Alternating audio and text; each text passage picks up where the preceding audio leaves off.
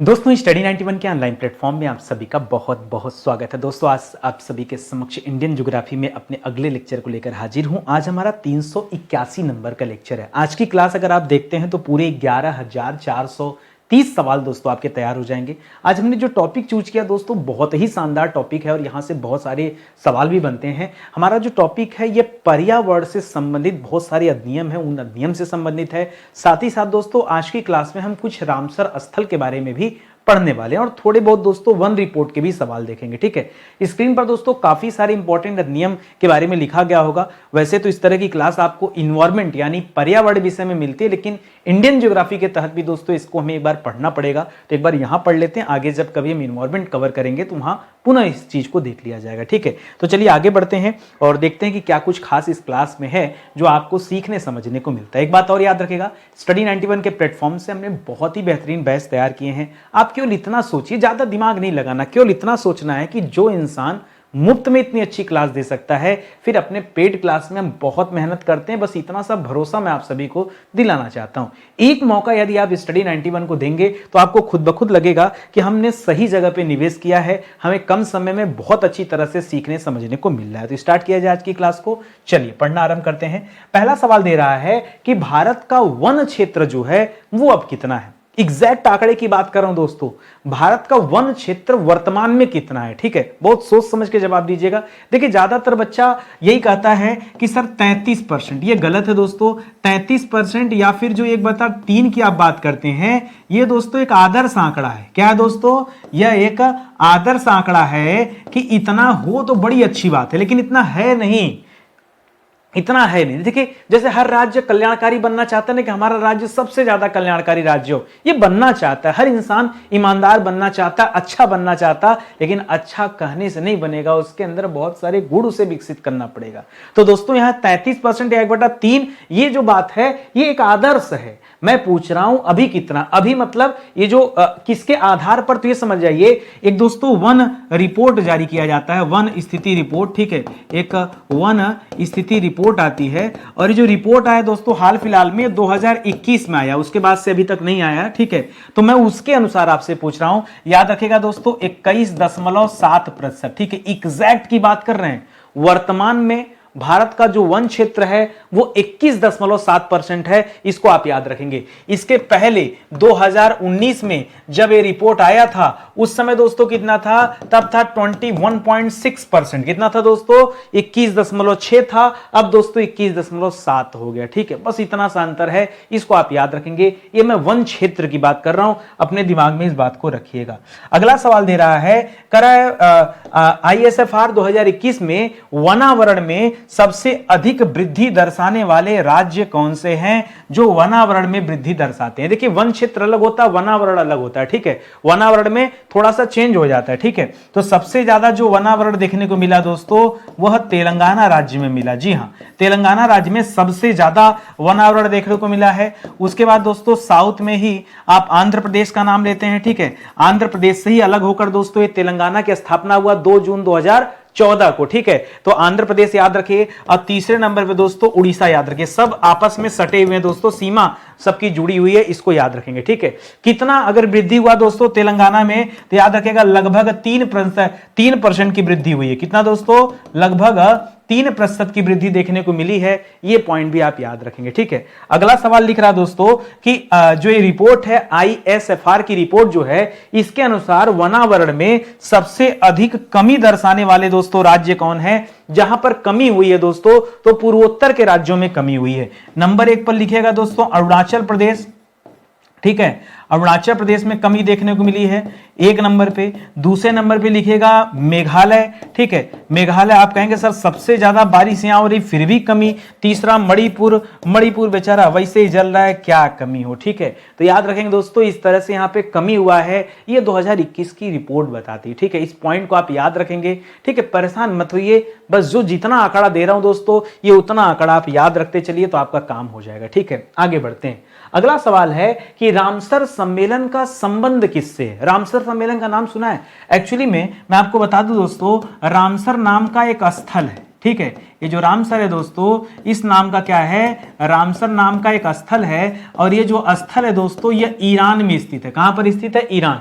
और ईरान में ये जो स्थल है दोस्तों ये कैस्पियन सागर के तट पर स्थित है। किसके सागर पर, कैस्पियन सागर। नाम सुना है ना, कैस्पियन सागर। वैसे तो झील है, लेकिन दोस्तों इसे सागर इसलिए कहा गया क्योंकि ये इसका आयतन बहुत बड़ा है, इसलिए धरती का सबसे बड़ा जो झील है ना वो कैस्पियन सागर को कहा जाता है। वहीं पर एक सम्मेलन हुआ जिसे हम कहते हैं रामसर सम्मेलन, उसी के नाम पर, ठीक है। और किस बात का सम्मेलन हुआ दोस्तों, तो याद रखिएगा, आर्द्र भूमि जो होती है, आर्द्र भूमि जिसे हम इंग्लिश में वेटलैंड कहते हैं, क्या कहते हैं, वेटलैंड कहते हैं, आर्द्र भूमि के संरक्षण हेतु, ठीक है, कि कैसे आर्द्र भूमि को संरक्षित रखा जाए। आप कहेंगे सर क्या जरूरत इसको बचाने का, और आर्द्र भूमि होता क्या है। देखिए जो नम भूमियां होती हैं, ऐसी भूमि जो जलमग्न होती है, ये उन भूमियों की बात कर रहा है। वहां पर दोस्तों बहुत ज्यादा जैव विविधता पाई जाती है, बहुत ज्यादा जैव विविधता, ठीक है।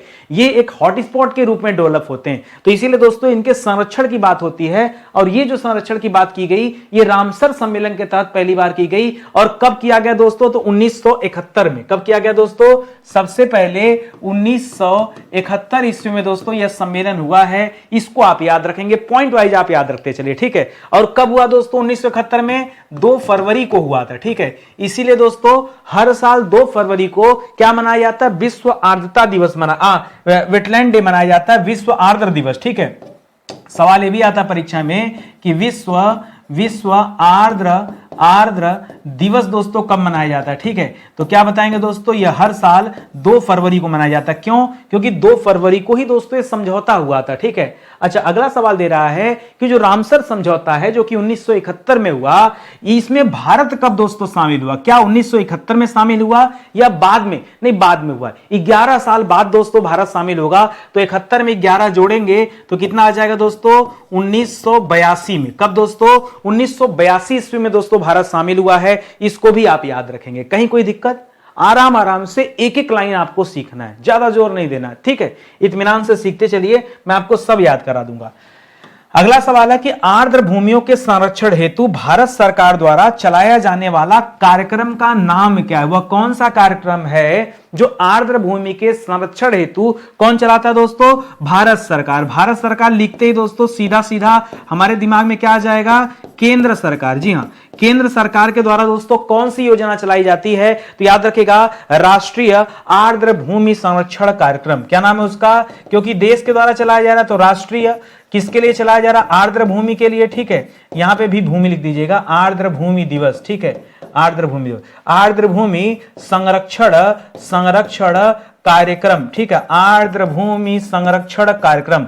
अब अगला सवाल ये मन में आएगा कि सर ये जो कार्यक्रम है इसे भारत सरकार के मैंने दोस्तों कब शुरू किया, तो ये शुरू किया 5 साल बाद, जब जुड़ा उसके 5 साल बाद, 82 में जुड़ा, 83, 84, 85, 86, 87, 5 साल बाद दोस्तों याद रखेंगे, यानी 1987 ईस्वी में भारत सरकार के द्वारा यह चलाया गया। यहां पर तीनों सन आपके लिए इंपॉर्टेंट है, 1971 भी इंपॉर्टेंट है, 1982 भी इंपॉर्टेंट है, और ये जो 1987 दे रहा है ये भी आपके लिए इंपॉर्टेंट है। इसको आप अच्छे से ध्यान में रखेंगे, ठीक है। आइए अपने अगले सवाल पर आते हैं, पढ़ते हैं अगला क्या दे रहा है। अगला सवाल दे रहा है नम भूमि। नम भूमि माने कुछ अलग नहीं हो गया, नम को कहते हैं, इसी का मीनिंग क्या है दोस्तों, आर्द्र भी है, ठीक है। तो यहां पे हम चाहे नम भूमि कह दें, चाहे आर्द्र भूमि कह दें, चाहे वेटलैंड कह दें, ये सब दोस्तों एक ही बात को डिनोट कर रहा है, ठीक है। कारण नम भूमि को किस उपनाम से जाना जाता है, तो नम भूमि को दोस्तों हम आर्द्र भूमि भी कहते हैं। क्या कहते हैं दोस्तों, आर्द्र भूमि। इसे हम वेटलैंड भी कहते हैं, क्या कहते हैं, वेटलैंड भी कहते हैं। तो ये सब दोस्तों इसी के नाम है। और इसके अलावा दोस्तों एक बहुत अच्छा सा उपनाम है, इसे कहते हैं प्रकृति का गुर्दा। क्या कहा जाता है, कभी भी पूछे प्रकृति का गुर्दा किसे कहते हैं, ये आपको नहीं पता रहा होगा। जी हां, किडनी, गुर्दा यानी किडनी हो गया, गुर्दा, ठीक है। गुर्दा का मतलब क्या होगा दोस्तों, किडनी हो गया। तो इसे क्या कहा जाता है, प्रकृति का गुर्दा भी कहा जाता है। ये पॉइंट भी आप इसी के साथ याद रखिएगा।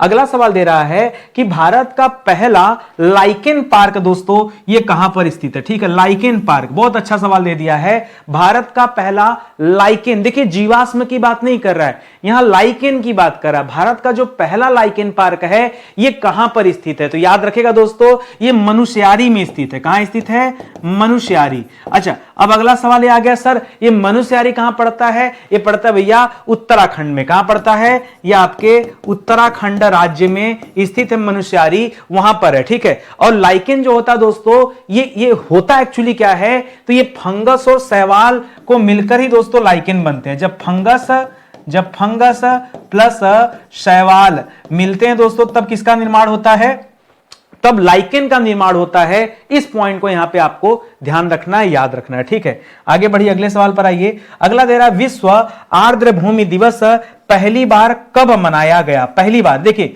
कब मनाया जाता है दोस्तों, अगर तिथि की बात करेंगे तब तो याद रखेगा 2 फरवरी को, ठीक है। लेकिन देखिए आर्द्र भूमि के लिए दोस्तों जो रामसर सम्मेलन हुआ था, जो रामसर सम्मेलन हुआ, यह सम्मेलन आपने पढ़ा कि 1971 में हो गया। लेकिन 1971 में इस तरह का कोई दिवस नहीं मनाया जाता था। यह दिवस दोस्तों बहुत बाद में चल के मनाया गया। यह मनाया गया 1997 में, ठीक है।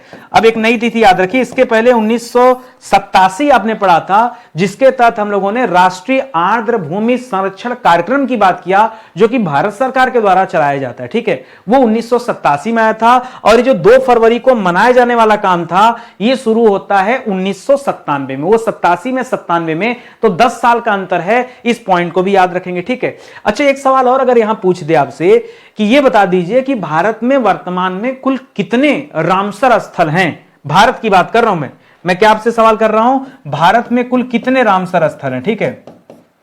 भारत में कुल रामसर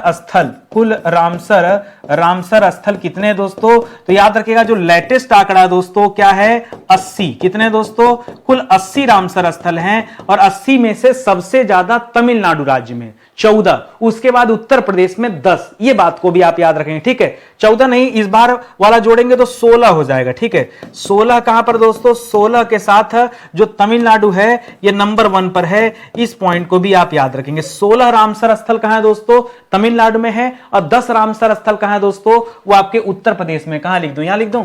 10 रामसर स्थल कहां है दोस्तों, ये आपके उत्तर प्रदेश में है। तो ये पॉइंट भी आपको याद रखना है, ठीक है। ये नए आंकड़े मैं बता रहा हूं, तो इसको भी अपने दिमाग में रखिएगा, ठीक है। आगे बढ़ा जाए, अगले सवाल पर आते हैं। खेजड़िया नाम का एक पक्षी अभयारण्य है और बखीरा नाम का एक वन्य जीव अभयारण्य है। आपको बताना है कि खेजड़िया जो है दोस्तों पक्षी अभयारण्य, ये कहां पर स्थित है, और ये बखीरा वन्य जीव अभयारण्य कहां पर स्थित है। तो बखीरा वाला तो आपको पता होगा दोस्तों कि बखीरा वन्य जीव अभयारण्य ये आपके उत्तर प्रदेश राज्य में स्थित है, ठीक है। राज्य आपसे पूछ रहा है, तो ये कहां पर दोस्तों, उत्तर प्रदेश में। और उत्तर प्रदेश में कहां दोस्तों, तो आपने नाम सुना होगा संत कबीर नगर का, ठीक है। संत कबीर नगर में दोस्तों ये बखीरा वन्य जीव अभयारण्य, इसको याद रखेंगे। और ये वाला दोस्तों जो खेजड़िया है ये आपके गुजरात में है। ये मैं आपको क्यों बता रहा हूं, क्योंकि दोस्तों ये इसलिए बता रहा हूं क्योंकि 2021 में आखिरी बार दोस्तों रामसर स्थलों को शामिल किया गया था। और उस टाइम जितने रामसर स्थल शामिल किए गए थे, मैं चाहता हूं एक बार आप उन चीजों को रिकॉल कर लीजिए, ठीक है। वैसे रामसर स्थल पर एक अलग वीडियो मैं बना दे रहा हूं ताकि आप इत्मीनान से पढ़ लीजिए, उसके लिए एक अलग वीडियो दे दे रहा हूं। लेकिन अभी कम से कम इन बातों को आप सीख लीजिए, समझ लीजिए, ठीक है। तो आगे बताऊं मैं, चलिए आगे देखते हैं। अगला सवाल दे रहा है वाधवाना आर्द्र भूमि और हैदरपुर आर्द्र भूमि, ठीक है। ये दोनों दोस्तों किस राज्य में स्थित हैं। नाम लगेगा हैदरपुर, लगेगा सर हैदराबाद चले जाएं, लेकिन रुकना, याद रखिएगा हैदरपुर जो दोस्तों कहां पर स्थित है, यह भी आपके उत्तर प्रदेश में ही स्थित है, ठीक है। हैदरपुर कहां है, उत्तर प्रदेश में। और ये जो वाधवाना है यह भी आपके गुजरात में। क्या सर अगर आपको यही करना था तो खेजड़िया के साथ जोड़ दिया होता, क्यों जोड़ देते हैं, तब तो आपका उत्तर मैच कर जाता ना। मैं चाहता हूं आप अलग अलग याद रखो। वाधवाना दोस्तों कहां पर है, अच्छा इसको भी दोस्तों कब शामिल किया गया, 2021 में रामसर स्थल के रूप में दोस्तों इसे भी शामिल किया गया था। तो इसको भी आप याद रख लीजिएगा, ठीक है। आगे बढ़िए, करा कि भीड़ावास और थोल झील वन्यजीव अभयारण्य यह किस राज्य में स्थित है, बहुत सोच समझ के बताइए। भीड़ावास का नाम सुना क्या, नहीं सुना तो सुन ले जाइए। भीड़ावास दोस्तों कहां पड़ता है, यह आपके हरियाणा राज्य में। कहां पर दोस्तों, यह आपके हरियाणा राज्य में है। जबकि थोल झील वन्यजीव अभयारण्य जो है दोस्तों यह आपके गुजरात राज्य में, ठीक है। अब देखिए, अब आप कहेंगे सर गुजरात का तीसरा हो गया, हां तीसरा हो गया। एक वाधवाना हो गया, एक थोल झील हो गया और एक खेजड़िया हो गया। ये आपके तीनों गुजरात में हैं, इसको याद रखेंगे। बाकी हैदरपुर वेटलैंड आप याद रखेगा। और इसके अलावा दोस्तों ये बखीरा वाला याद रखेगा, आपके उत्तर प्रदेश में हो गया। और यहां पर भीड़ावास तो कभी भी हरी से मत भिड़ना, हरी मतलब हरियाणा से नहीं भिड़ना है आपको, ठीक है, इसको इस तरह से याद रखिएगा। अगला दे रहा दोस्तों सुल्तानपुर। सुल्तानपुर राष्ट्रीय उद्यान को भी दोस्तों अभी शामिल किया गया रामसर सूची में। आपको बताना है सुल्तानपुर कहां है। देखिए एक सुल्तानपुर उत्तर प्रदेश में है, लेकिन दोस्तों वो वहां पर कोई ना तो नेशनल पार्क है और ना ही दोस्तों उसे रामसर सूची में शामिल किया गया। हम जिस सुल्तानपुर की बात कर रहे हैं यह दिल्ली के निकट स्थित है, हरियाणा राज्य में। कहां स्थित है दोस्तों? यह हरियाणा राज्य में स्थित है। इसे भी दोस्तों 2021 में ही दोस्तों शामिल किया गया, तो इस पॉइंट को याद रखेंगे। इसके पहले हरियाणा हमने क्या पढ़ाया था आपको? हमने कहा था भीड़ आवास, ठीक है, तो हमने बताया था आपको कि भिड़ना नहीं है। किससे नहीं भिड़ना, इस बात को याद रखेगा, कभी हरि से नहीं भिड़ना है। हरि से भिड़ोगे तो मोक्ष की प्राप्ति हो जाएगी, तो नहीं भिड़ना है, इस तरह से आप याद रखिएगा। अगले सवाल पर आइए। करा वनों के विकास एवं संरक्षण हेतु, किसके विकास के लिए? करा वन का विकास करना है। वन के विकास के हेतु एवं उनके संरक्षण हेतु भारत में जो पहला भारतीय वन अधिनियम था, ये दोस्तों कब आया? जैसे ही वन अधिनियम की बात आती है ना, 99% बच्चे दोस्तों यहां भारतीय वन अधिनियम बोलते ही, भारतीय वन अधिनियम बोलते ही दोस्तों ये 1927 जवाब देते हैं। क्या जवाब देते हैं दोस्तों? वो कहते हैं 1927 में दोस्तों ये वन अधिनियम आया था। लेकिन मैं चाहता हूं कि नहीं, यहां नहीं रुकना है, आप और पहले चलिए, बहुत पहले। मैं दोस्तों आपको लेकर चलता हूं ब्रिटिश काल में, जब दोस्तों 1857 की क्रांति हुई थी। 1857 की क्रांति के बाद भारत से ईस्ट इंडिया कंपनी की समाप्ति हो गई और 1858 में 1 नवंबर 1858 को भारत पर अंग्रेजी सत्ता का शासन आरंभ हो गया। जो ब्रिटेन के सम्राट थे उनका शासन दोस्तों आरंभ हो जाता है। और यहीं से दोस्तों पढ़िएगा, सर्वप्रथम 1865 में पहला आया है, ठीक है। तो जो पहला आया है दोस्तों कब आया है? 1865 ईस्वी में दोस्तों, याद रखिएगा। इसीलिए मैं साफ तौर पे बोल दिया हूं कि वनों के विकास एवं संरक्षण हेतु भारत में पहला, क्या दिया है? भारत में पहला भारतीय वन अधिनियम कब लागू किया गया? तो 1865 में। हालांकि बाद में दोस्तों इसमें कई बार अपडेट किया गया। 65 के बाद 70 चलेगा, 78 चलेगा, 78 के बाद 90 चलेगा, 1901 चलेगा, ठीक है। तो 1878 आएगा, ठीक है, ठीक है। उसके बाद 1890 आएगा, फिर दोस्तों 1901 आएगा। ऐसे करके धीरे धीरे उसमें अमेंडमेंट होते गए।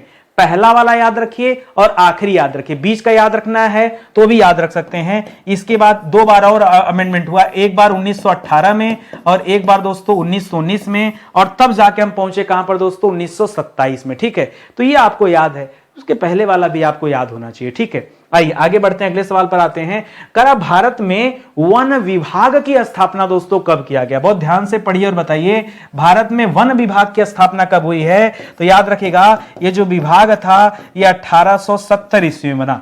जब 1865 में वन अधिनियम बना, उसके बाद 1870 में क्या बना दोस्तों? ये वन विभाग की स्थापना हुआ। इसको भी आप याद रखेंगे, ठीक है। अब बाकी अमेंडमेंट जो बीच बीच में, इसको याद रखने की जरूरत नहीं है, सिर्फ 1865 याद रखिए और अंतिम में 1927 याद रखिए। अभी आगे आजादी के बाद फिर चेंज हो जाएगा डेटा, तो आपको नई चीज मैं बता दूंगा, ठीक है। बहुत सारे बच्चे नहीं जानते दोस्तों कि जो जीएस की क्लास चल रही है कब कैसे चल रही है। देखिए अभी तक हम लोगों ने कुल 5 विषय कंप्लीट कर लिया है। अगर आप नहीं देखें तो जाके वीडियोस देखिए, एंशिएंट, मिडावल, मॉडर्न, पॉलिटी और वर्ल्ड ज्योग्राफी में पूरी तरह से पढ़ा दिया। अब इंडियन ज्योग्राफी की क्लास चल रही है और अब तक दोस्तों आप जान ही रहे हैं कि 380 प्लस लेक्चर हमारे कंप्लीट हो गए हैं, ठीक है। अगर एक दिन में दोस्तों आप 5-5 लेक्चर भी देखेंगे ना, तो कम से कम 3 से 4 महीना लग जाएगा आपको ये पूरा का पूरा सिलेबस कवर करने में। बहुत बेहतरीन तरीके से पढ़ाया गया भाई, आप पढ़ के देखो, खुद ही आपको लगेगा, आनंद आएगा कि हाँ सर कुछ पढ़ने सीखने को मिल रहा है यहाँ पे, ठीक है। आइए आगे बढ़ते हैं, अगले सवाल पर आते हैं। करा भारत में वनों के विकास हेतु राष्ट्रीय वन नीति पहली बार कब लागू की गई? देखिए अभी तक आपने पढ़ा वन अधिनियम, फिर से एक बार याद दिला रहा हूं, ठीक है। आपने क्या पढ़ा दोस्तों? एक पढ़ा आपने वन विभाग, सुन लीजिए मैं सब रिपीट करा रहा हूं। वन विभाग जो बना था ये 1870 में बना था। दूसरा आपने पढ़ा था दोस्तों वन अधिनियम, क्या पढ़ा था? वन अधिनियम।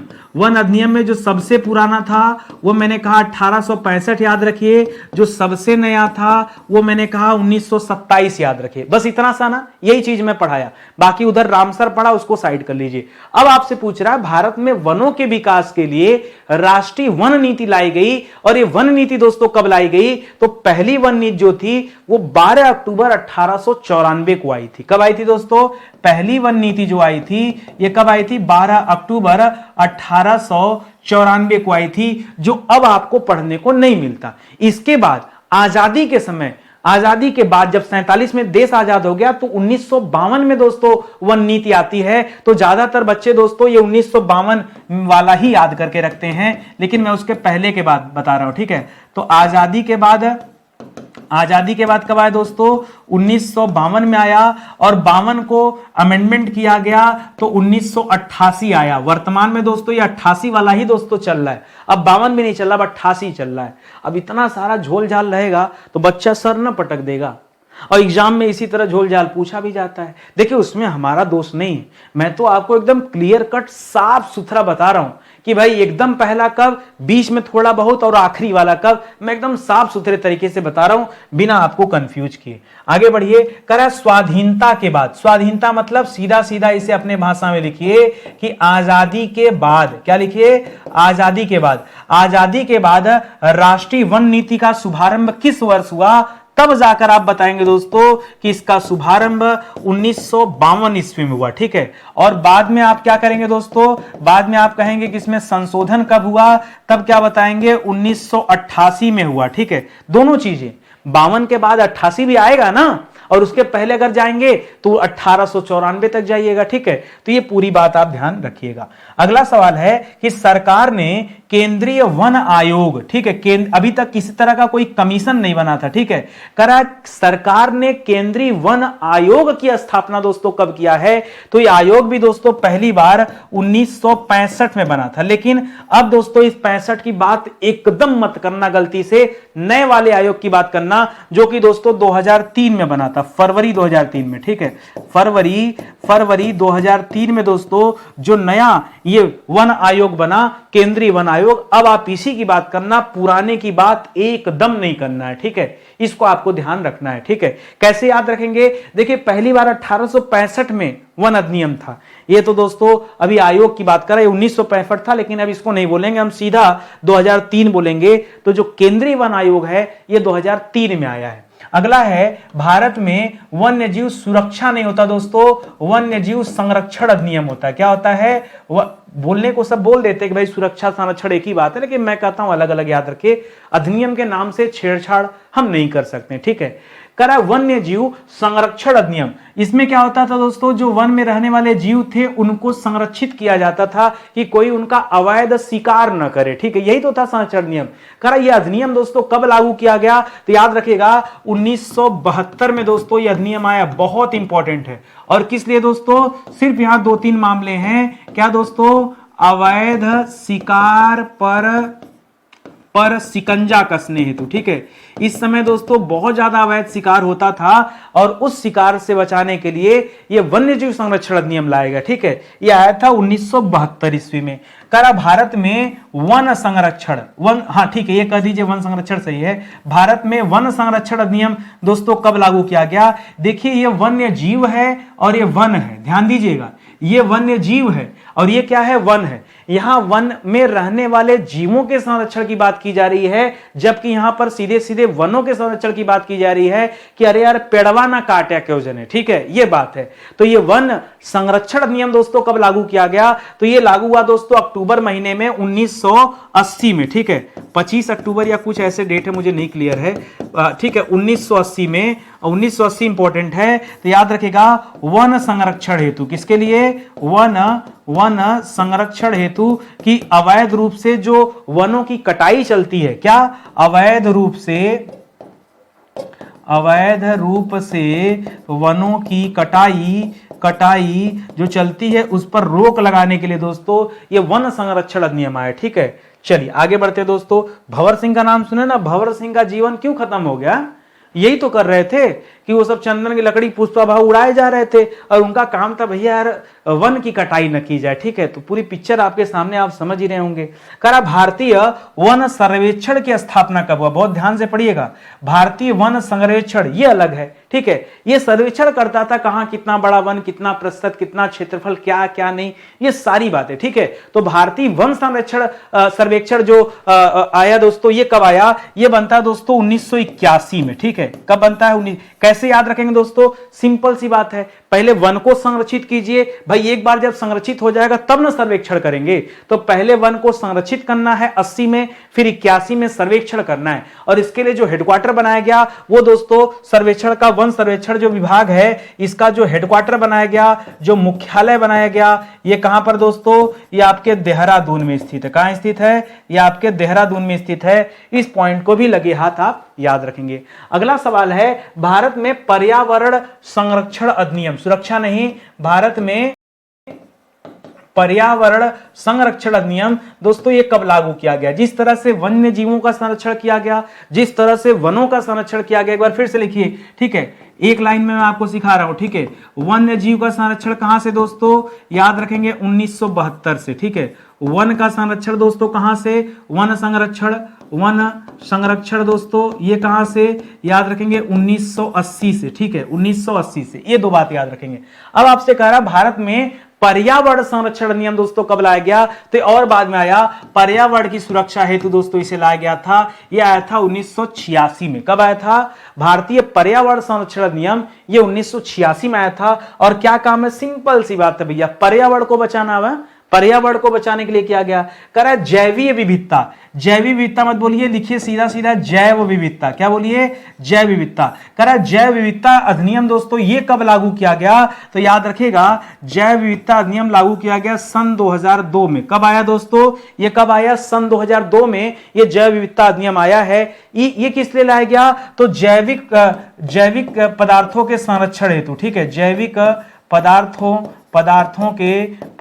के संरक्षण हेतु, ठीक है, कि किस तरह से जो जैविक पदार्थ हैं उनका संरक्षण किया जाए, ठीक है, संरक्षण हेतु ये अधिनियम आया। पर्यावरण के संरक्षण के लिए पर्यावरण अधिनियम, ठीक है, और जैविक पदार्थों के संरक्षण के लिए जैविक संरक्षण अधिनियम, वन्य जीवों के संरक्षण के लिए वन्य जीव संरक्षण अधिनियम। सब सीधा सीधा तो जवाब है आपका, ठीक है।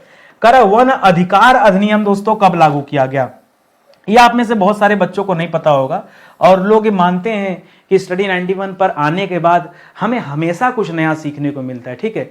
सिंपल सी बात है भाई, आप हमारे पास क्यों आएंगे? अगर हम आपको थोड़ी बहुत चीजें एक्स्ट्रा नहीं देंगे, कुछ एक्स्ट्रा नहीं पढ़ाएंगे, नहीं सिखाएंगे, तो क्या काम है मेरा कोई काम? सिंपल सी बात है।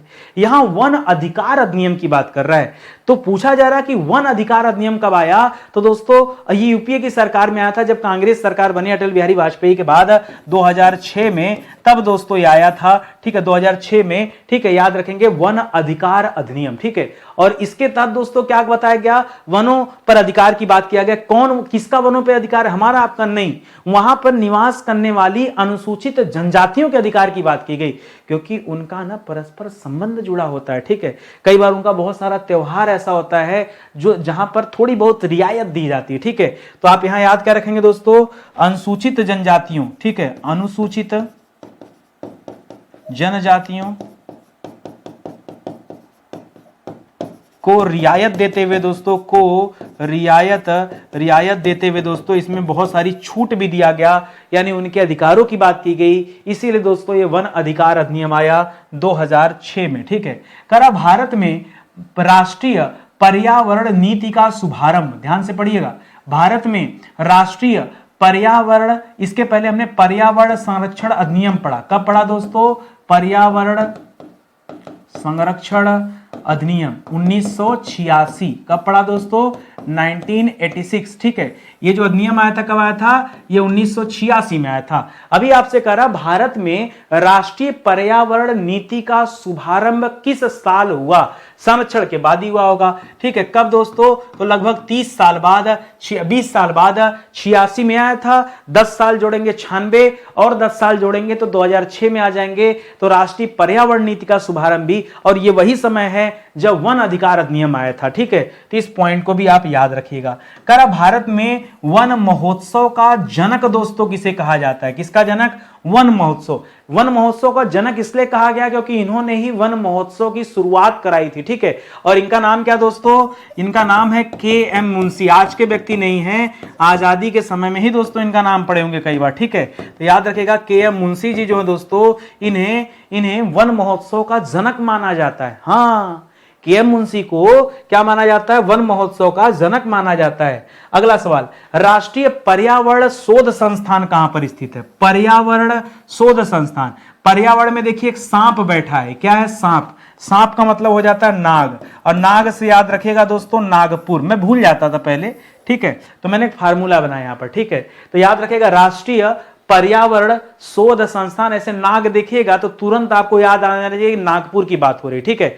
और यदि आपसे यही कह दे कि वन अनुसंधान संस्थान कहां पर है, क्या बोल दे? वन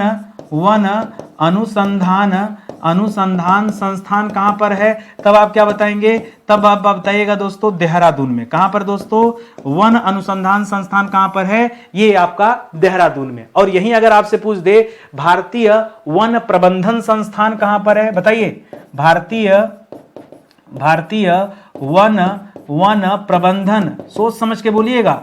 भारतीय वन प्रबंधन संस्थान कहां पर है? यह दोस्तों मध्य प्रदेश की राजधानी भोपाल में। कहां पर है? सर हमको लग रहा है आप कुछ गलत पढ़ा रहे, गूगल कर लो, गलत पढ़ा रहे हैं, सही कर लो, क्या करेंगे भाई? मान लो गलती से न याद आ रहा हो हमको, हो सकता हो कुछ गलत कर रहे हो, तो भाई गूगल कर लो। वैसे तो मैं सही हूं, जहां मैं गलत होता हूं वहां तुरंत मैं खुद स्टार लगा भी दिया। स्टार उसलिए नहीं लगा, स्टार इंपॉर्टेंट की वजह से लगा, ठीक है। तो ये सारी बातें याद रखेंगे अपने दिमाग में, बहुत अच्छे अच्छे सवाल है और इसको एकदम से दिमाग में बिठा के रखिएगा, ठीक है। और कई बार दोस्तों यहां से सवाल बनता है। अगला सवाल दे रहा है भारतीय प्लाईवुड उद्योग। देखिए लकड़ी की बात तो हो ही रही है, तो एक काम करते हैं प्लाई की बात करते हैं। भारतीय प्लाईवुड उद्योग जो है उससे संबंधित जो अनुसंधान और प्रशिक्षण संस्थान है दोस्तों, ये कहां पर स्थित है? आपके लिए बिल्कुल नया सवाल, नहीं पढ़ा होगा आपने, ठीक है। अब जाहिर सी बात है प्लाई का यूज दोस्तों बहुत हाईटेक सिटी में होता है। चलो मुझे बताओ भारत में सबसे हाईटेक सिटी आप किसे मानते हैं? जबरदस्त भयानक हाईटेक, बताओ। सर हम ना 4 महानगर में से किसी को मान लें, बंबई, दिल्ली, कलकत्ता, बेंगलुरु। हाँ मान लो, उसी में से मान लो बेंगलुरु है हाईटेक, नाम थोड़ा सा एंटिक लगता है, दूर भी है। हाँ बिल्कुल सही जवाब है। भारतीय प्लाईवुड उद्योग एवं अनुसंधान प्रशिक्षण संस्थान जो दोस्तों ये कहां पर स्थित है? ये बेंगलुरु में ही। सर हम तो मजाक में जो है क्लिक किए और ये तो आपका उत्तर है सही निकल कर आ गया। अरे भाई तो जबरदस्ती गलत हम क्यों कर दें? हाँ जबरदस्ती थोड़ा गलत, जो है उत्तर हम बता रहे हैं आपको, ठीक है। आगे आइए दोस्तों अगले सवाल पर। अगला सवाल दे रहा है जीबी पंत। जीबी पंत बोले तो गोविंद बल्लभ पंत, ठीक है। क्या नाम है दोस्तों? जीबी पंत बोले तो याद रखेंगे गोविंद बल्लभ पंत, ठीक है। गोविंद बल्लभ पंत। हिमालयन पर्यावरण और विकास संस्थान, ये कहां पर स्थित है दोस्तों? तो ये आपके अल्मोड़ा में स्थित है, ठीक है। अल्मोड़ा उत्तराखंड में पड़ता है, ठीक है। ये आपका कहां स्थित दोस्तों? अल्मोड़ा में। जीबी पंत। हिमालय की बात करा तो हिमालय उत्तर प्रदेश, कहां है? उत्तर प्रदेश में आ गए, ठीक है। नागपुर जा रहे थे क्या ये भाई देख के, ठीक है। अरे वो अलग था, ठीक है। तो नागपुर ऐसे मत चले जाओ, पहाड़ी से हिमालय की बात करा, हिमालय नागपुर में थोड़े है। इतना सा तो कॉमन सेंस रखो मेरे भाई, ठीक है। करा जवाहरलाल नेहरू उष्ण कटिबंधीय वनस्पति बागान एवं अनुसंधान संस्थान, ये कहां पर स्थित है? सर बड़ा लंबा चौड़ा नाम है, तो लंबा चौड़ा नाम कहां होता है देश में? सर तो साउथ में होता है। साउथ में कहां पर? कोई ऐसी राजधानी बताओ जिसका नाम बड़ा लंबा चौड़ा। सर लखनऊ साउथ में है, चलो ठीक है। लखनऊ 4। और बताओ सर भोपाल 3, रायपुर रायपुर 4। और बताओ कोलकाता। और बताओ बंबई 4। सब गोवा पणजी 3 पे अटक गए। सर कहां जाएं? और साउथ कर्नाटक में चले जाएं क्या? सर चले जाओ कर्नाटक में, बंगलोर। और बताओ फिर कहोगे आंध्र प्रदेश में, कहां चले जाए? आंध्र प्रदेश में। आंध्र प्रदेश की राजधानी क्या? अमरावती को गिनोगे या हैदराबाद को गिनोगे? सर चल जाएगा। तिरुवनंतपुरम देख लो, तिरुवनंतपुरम, ये बहुत लंबा है, ठीक है। तो लंबा नाम लंबा चौड़ा लिखा हुआ, तो याद रखेगा ये जो है कहां पर स्थित है दोस्तों? ये स्थित है तिरुवनंत, ठीक है। तिरुवनंतपुरम, ठीक है। तिरुवनंतपुरम, ठीक है। और तिरुवनंतपुरम कहां पड़ता है दोस्तों? ये केरल की राजधानी है। वहां पर जवाहरलाल नेहरू उष्णकटिबंधीय वनस्पति बागान एवं अनुसंधान संस्थान स्थित है, ठीक है। रटा रटाया चीज हम नहीं पढ़ाते, यहाँ आएंगे तो हमेशा आपको कुछ नया मिलेगा और विशेष मिलेगा, ठीक है। तो चलिए आज का सेशन ही समाप्त होता है। उम्मीद करता हूँ आपको अच्छा लगा होगा और समझ में आया होगा, ठीक है। हमने बहुत सारे बैच बना दिए हैं, आप जिस बैच में कंफर्टेबल हो बैच ज्वाइन कीजिए। एक मौका बस स्टडी 91 को दीजिए। मैं ज़्यादा कुछ नहीं कहना चाहता आपसे, ठीक है। भरोसा मैं अपने आप जीत लूंगा। जब मैं अच्छा पढ़ाऊंगा ना तो आप एक नहीं, आप हर बैच ज्वाइन करना चाहेंगे कि नहीं सर हमें आपसे हिस्ट्री पढ़ना, ज्योग्राफी पढ़ना, पॉलिटी पढ़ना है, लेकिन एक मौका तो मेरे भाई आप मुझे दीजिए। मेरे कहने से अगर कोई बैच ज्वाइन करना ना, मॉडर्न हिस्ट्री का बैच ज्वाइन करके देखो, दिल खुश हो जाएगा आपका, कहोगे क्या गजब का बैच है, मजा आ जाएगा मतलब। ठीक है, तो आज का सेशन दोस्तों ही समाप्त होता है, मिलते हैं अगले लेक्चर में, तब तक के लिए बहुत बहुत धन्यवाद आप सभी का। जय हिंद, जय Bharat, thank you so much.